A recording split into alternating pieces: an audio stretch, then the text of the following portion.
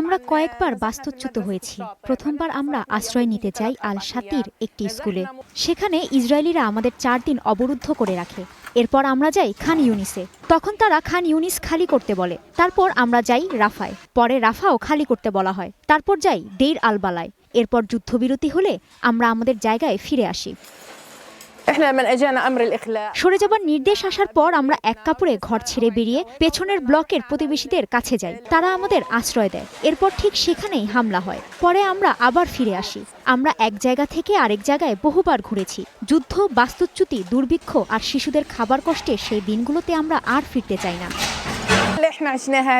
আমরা বিশ্বাস করতে চেয়েছিলাম যে যুদ্ধবিরতি হয়েছে, একটা সমঝোতা হয়েছে, মানুষ আমাদের পাশে দাঁড়িয়েছে। কিন্তু আমরা দেখলাম আসলে কিছুই হয়নি।